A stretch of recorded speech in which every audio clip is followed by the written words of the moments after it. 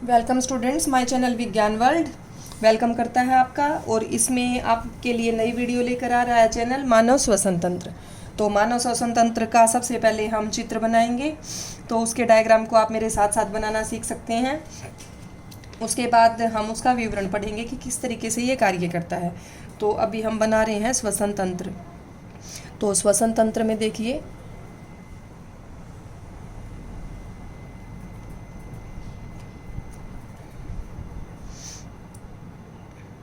ये आपका नासा द्वार है और इधर से होगा मुख का द्वार, मुख गुहा।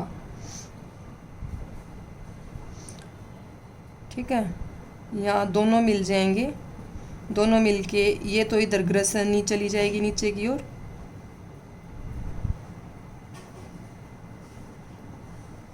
ये ऐसे नीचे ले आए हम इसको।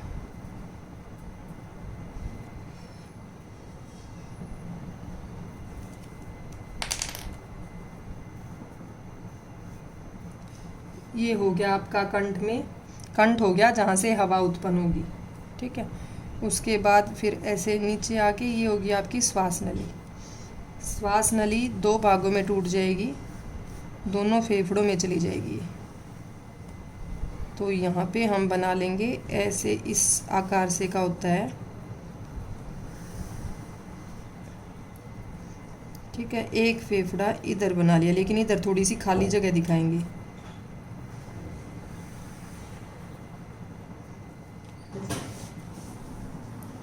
ये थोड़ा सा छोटा बना है, इसको भी आप ऐसे ही आकार में दिखा लें ना तो ज़्यादा बेटर है।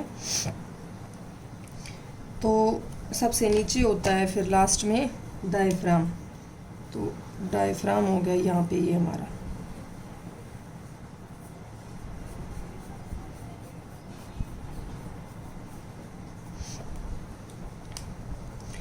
अब देखिए, इनके हम नाम लिखते हैं तो ये क्या क्या हैं। ये है आपका शुरू में सबसे ऊपर नासाद्वार, नाक जिसे हम सांस लेते हैं, नासाद्वार है ये। ये है आपका मुख, मुख गुहा कहेंगे।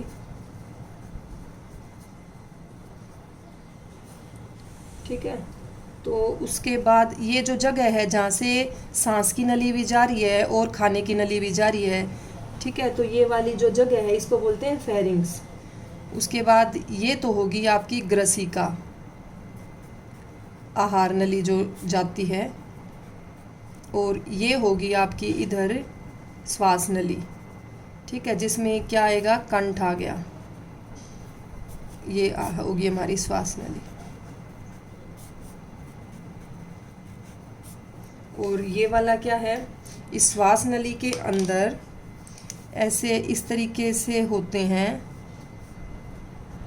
इनको बोलते हैं उपास्थि वलय। इनका काम है ताकि वो सिकुड़ ना जाए, ये पूरी की पूरी जो नली है। इनको क्या कहेंगे, इनको कहेंगे उपास्थि वलय। जो ये हरे रंग के दिखाए हैं मैंने, उपास्थि वलय। ठीक है, ये उपास्थि वलय हो गई। उसके बाद ये कौन सा फुफ्फुस है, ये बायां फुफ्फुस है। फुफ्फुस होता है फेफड़ा, तो ये बायां फुफ्फुस है और ये है दायां फुफ्फुस।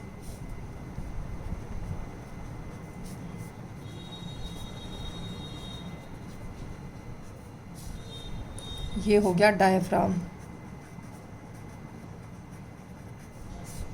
क्या हो गया ये, डायफ्राम। डायाफ्राम होता है, आ का डंडा लगाएगा, डायाफ्राम। ठीक है, फिर उसके बाद जो यहाँ पे ये हृदय के लिए इधर जगह होती है, किसके लिए होती है इधर जगह, हृदय के लिए। हृदय के लिए स्थान है ये, यहाँ पे हृदय का स्थान। ठीक है, अब जो ये आपकी है श्वास नली, ये श्वास नली आगे जाके ये टूटती चली जाएगी। तो इससे जो ये दो बन गई हैं इनको बोलेंगे श्वसनी। फिर श्वसनी के बाद फिर ये और आगे विभाजित हो जाएगी, जिसे बोलेंगे श्वसनिका। ठीक है, श्वसनिका और ज़्यादा श्वसनिकाओं में इस तरीके से ये विभाजित होती चली जाएगी, कई बार विभाजित होगी। और सबसे लास्ट में आप देखोगे, क्या देखोगे कि इसमें बनते हैं इस तरीके से गुब्बारे जैसी संरचना बनती है। कैसी बनती हैं? यहाँ यू लास्ट में बहुत सारे गुब्बारे जैसी सी संरचनाएं बनेंगी, जिनको क्या कहेंगे? इन गुब्बारे जैसी सी संरचनाओं को कहेंगे हम कुपिकाएँ। और ये कुपिकाओं का एक कोश होता है जिनको बोलेंगे कुपिका कोश। उसके अंदर ये होती हैं गुब्बारे जैसी संरचनाएं। ठीक है, ऐसा ही आप इसमें दिखा सकते हो कि इसको कई बार विभाजित करके दिखा दो आप। ऐसे हमने विभाजित करके दिखा दिया कई बार, और लास्ट में इसको दिखा देना है कि क्या है, बहुत सारी कुपिकाएं हैं और ये कुपिका कोश है। हम इनके नाम दे देते हैं। तो ये मैंने बताया जो सबसे पहली बार विभाजित होगी, ये क्या है? ये है श्वसनी।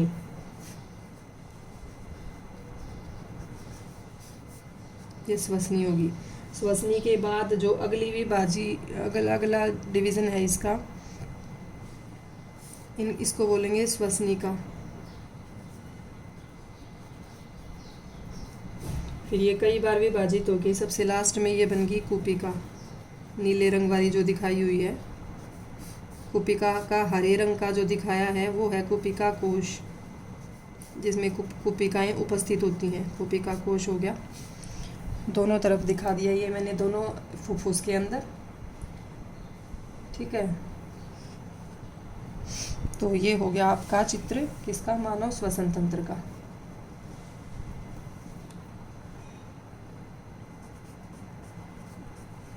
मानव श्वसन तंत्र।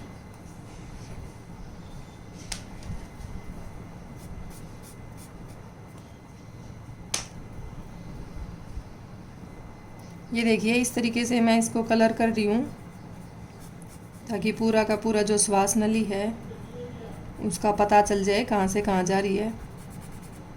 एक अलग से डिमार्केशन हो जाता है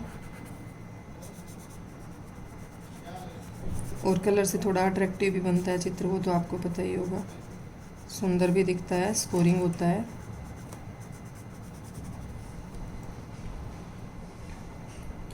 ठीक है, तो ये आ गई आपकी सबसे आखिर में कुपिकाएं।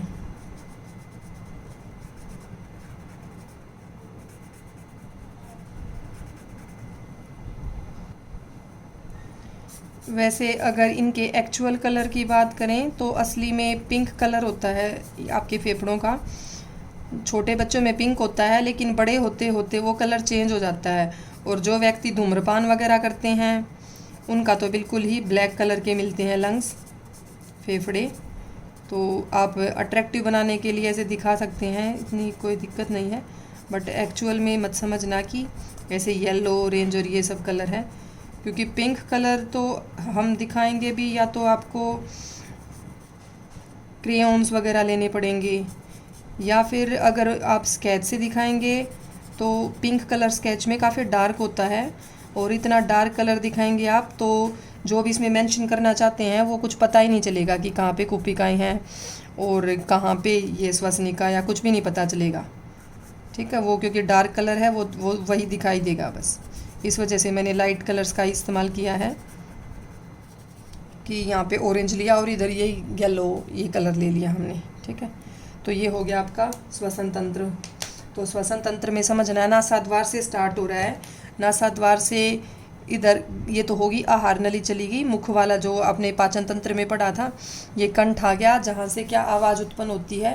कंठ में ऐसे पर्दे होते हैं, तो हवा जाएगी तो वो हिलेंगे तो उनसे आवाज़ उत्पन्न होगी। फिर उसके बाद ये उपास्थि वलय का मैंने बताया, ये इनका काम होता है निपतित नहीं होने देते। ये निपतन होता है कि ये सिकुड़ ना जाए ताकि हवा अच्छे से चली जाए।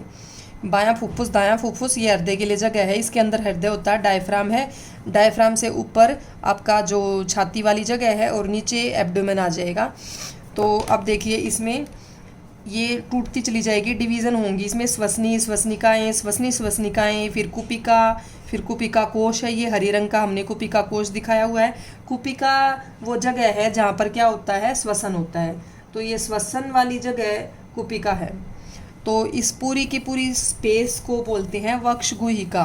डायफ्राम से ऊपर की जो जगह है क्या बोलते हैं इस पूरी को, छाती वाली जो जगह है ये, इसको बोलते हैं वक्ष गुहिका। गुहिका होती है जगह, वक्ष होता है छाती वाला स्थान, तो ये वक्ष गुहिका है पूरी की पूरी, ठीक है। फिर जो गैसों का विनिमय है, विनिमय होता है अदला बदली, तो वो कुपिका पे होगी, वो गैसों का विनिमय कहाँ होगा, कुपिका पे गैसों का विनिमय होगा।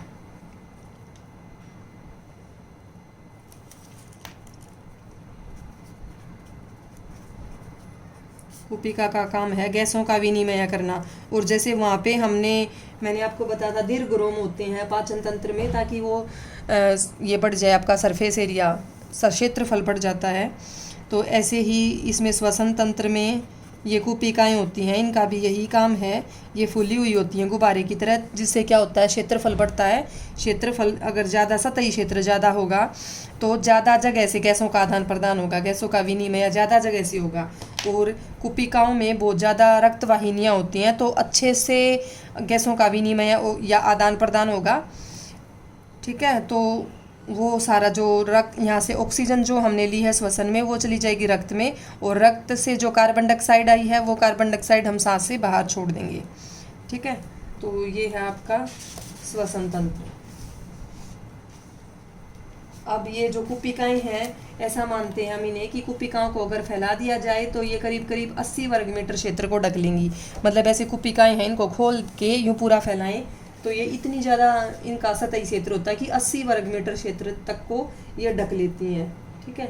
और एक और प्रश्न आता है यहाँ पे कि हमारे अंदर श्वसन तंत्र है। मैंने पीछे बताया था कि जो एक कोशिकीय जीव हैं उनमें कोई तंत्र नहीं होता, सीधा विसरण से सारे कार्य हो जाते हैं, श्वसन हुआ, पोषण हुआ।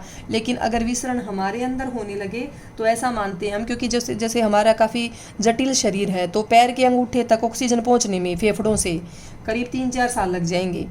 तो 3-4 साल इतना टाइम पॉसिबल नहीं है वो सब कुछ, तो इसलिए श्वसन तंत्र होता है मानव में, ठीक है। श्वसन तंत्र से अच्छे से ऑक्सीजन चली गई, फिर जो वहन तंत्र बना हुआ है हमारे अंदर वो फटाफट ले जाएगा हर एक बॉडी के हिस्से तक, हर शरीर के सभी हिस्सों तक ले जाएगा। तो ये था मानव में श्वसन तंत्र। तो विसरण पर्याप्त नहीं होता। उसके अलावा जो जलीय जीव हैं, ये तो थे स्थलीय जीवों में होते हैं फेफड़े, आपको पता होना चाहिए। जो जीव पानी के अंदर रहते हैं उनमें ये फेफड़े या फुफ्फुस नहीं होते, उनके अंदर होते हैं गिल्स। और क्या बोलते हैं गिल्स को, क्लोम बोलते हैं। क्या बोलते हैं स्टूडेंट्स, क्लोम। इधर लिख देती हूँ मैं, क्लोम होते हैं जलीय जीवों में, गिल्स बोलते हैं जिन्हें इंग्लिश में, ठीक है। किस में होते हैं ये, पानी में रहने वाले जीवों में, जैसे मछलियाँ वगैरह हैं, जलीय जीव के अंदर होते हैं ये क्लोम। तो क्लोम में छिद्र होते हैं, तो वो मछली वगैरह क्या करती हैं, आपने देखा होगा कभी एक्वेरियम में देखना कि मछली जैसे ये मछली का मुंह समझ लो, इसके अंदर से ये सीधा पानी ले जाएगी अंदर की ओर, और मान लो यहाँ ये क्लोम आ गई, तो क्लोमों में ऐसे छिद्र हैं, क्या होते हैं, क्लोम के अंदर ऐसे छिद्र होते हैं, तो ये छिद्र से पानी को बाहर निकालती रहेगी, और वहाँ से क्लोम के अंदर बहुत सारी रक्त वाहिनियाँ वगैरह इस टाइप का कोई सिस्टम होगा, तो वहाँ पे अदला बदली हो जाएगी गैसों की, गैसों का विनिमय क्लोम के अंदर होता है, गिल्स के अंदर, जलीय जीवों में। लेकिन जलीय जीवों में एक प्रश्न आता भी है आपका कि स्थलीय जीवों की बजाय जलीय जीवों को बहुत ज़्यादा तेज़ी से सांस लेना पड़ता है, फटाफट। आप कभी भी चेक करके देख लेना, एक्वेरियम में मछली को गिनना कितनी बार वो मुंह को खोल रही है, मुंह को जितनी बार खोलेगी उतनी बार पानी अंदर जाएगा, और उतनी बार ऑक्सीजन की अदला बदली होगी गैसों की। तो जितनी बार वो मुंह को खोल रही है मतलब उतनी बार सांस ले रही है। 1 मिनट में आप उसका गिन के देखो, फिर अपना गिन के देखना 1 मिनट में, यही क्रियाकलाप है। मैं आपको क्रियाकलाप ही बता रही हूँ जो बुक में दिया हुआ है। तो वो गिन के देखेंगे आप, तो आपको क्या पता चलेगा कि जो मछली है, मछली ने ज़्यादा बार मुंह खोला 1 मिनट में हमारी बजाय, तो वो बहुत ज़्यादा बार हमारी तुलना में सांस लेती है। क्यों लेती है? क्योंकि जो पानी है, जल के अंदर ऑक्सीजन की मात्रा थोड़ी सी कम होती है। हवा में तो प्रचुर मात्रा में ऑक्सीजन है, 21% आपने पढ़ा होगा छोटी कक्षाओं में भी, लेकिन जल के अंदर H2O जल है, तो उसमें घुली हुई ऑक्सीजन है और वो कम होती है, इसलिए उसको ज़्यादा बार सांस लेना पड़ता है। ज़्यादा बार मुंह खोलती है। ठीक है, तो ऐसे क्लोम छिद्र उतनी बार खुलेंगे और बंद होंगे, इतनी बार मुंह खुलेगा और बंद होगा। तो ये तुलना भी है। स्थलीय जीवों को हमें फ़ायदा है ये लंग्स, ये जो फेफड़ों का, क्योंकि हमारे पास एक तो क्लोम नहीं है। किस लिए नहीं है? क्योंकि हम पानी में नहीं रहते, हमें पर्याप्त मात्रा में ऑक्सीजन मिल रही है। ठीक है, तो ये हो गया आपका श्वसन तंत्र का टॉपिक कंप्लीट हो गया, मानव श्वसन तंत्र। इसको अच्छे से बनाना सीखना है। अब इसमें जो पीछे प्रश्न दिए हुए हैं, प्रश्न एक तो यही है, जो जलीय जीवों का मैंने बताया है कि उनको ज़्यादा बार सांस लेना पड़ता है, स्थलीय जीवों की बजाय उनको थोड़ा नुकसान है। एक ग्लूकोज के ऑक्सीकरण के पाथवे हैं, अलग अलग पथ हैं, वो मैं आपको बता चुकी हूँ। और एक ऑक्सीजन का और कार्बन डाइऑक्साइड का परिवहन पूछा हुआ है इन्होंने, कि परिवहन कैसे होता है ऑक्सीजन और कार्बन डाइऑक्साइड का। तो मैं आपको बता देती हूँ स्टूडेंट्स की जो ऑक्सीजन है वो कुपिकाओं से, यहाँ रक्तवाहिनियों से और कोशिकाओं तक कैसे जाएगी ऑक्सीजन? ऑक्सीजन जाती है आपका जो ये होता है रक्त के अंदर होता है हीमोग्लोबिन को बोलते हैं एचबी से लिखेंगे। तो ज़्यादातर ऑक्सीजन उस एचबी के साथ, ये एक पिगमेंट है, ठीक है, ये लाल रंग का है, और जो एचबी है इसके साथ जुड़ के जाएगी, ऑक्सी हीमोग्लोबिन बन जाता है। क्या बन जाता है? Oxy haemoglobin. अब ये ऑक्सी हीमोग्लोबिन के रूप में इसके साथ जुड़ के ज़्यादा जाती है, ऑक्सी हीमोग्लोबिन है ये, हीमोग्लोबिन था, इसमें ऑक्सीजन और जुड़ गई तो इसलिए ऑक्सी हीमोग्लोबिन हो गया। ठीक है, इस रूप में जाती है ज़्यादातर, थोड़ी बहुत घुल के भी जाएगी रक्त के अंदर। लेकिन जो कार्बन डाइऑक्साइड है जब वो वापस आती है तो वो इसके साथ, हीमोग्लोबिन के साथ जुड़ के तो कम आती है, क्योंकि हीमोग्लोबिन ऑक्सीजन के साथ ज़्यादा बाइंड करता है, इसके साथ ज़्यादा जुड़ता है। तो जो कार्बन डाइऑक्साइड है उसकी रक्त में ही घुलने की क्षमता थोड़ी ज़्यादा होती है, तो वो सीधा का सीधा घुल जाती है रक्त में। तो जो प्लाज्मा होता है रक्त में, हमारा प्लाज्मा एक द्रव्य है जो रक्त में होता है, रक्त में प्लाज्मा होता है, कोशिकाएं होती है, हम आह्वहन तंत्र में पढ़ेंगे, तो उस प्लाज्मा में घुल के ज़्यादा आती है कार्बन डाइऑक्साइड, और ये ऑक्सीजन इसके साथ जुड़ के ज़्यादा जाती है। तो ये हो गया है हमारा श्वसन तंत्र कंप्लीट। तो स्टूडेंट्स, अगर आप सब्सक्राइब ज़रूर करना मेरे वीडियो को, अगर आपको पसंद आया तो शेयर करना अपने फ्रेंड्स के साथ, और लाइक थम्स अप ज़रूर करना।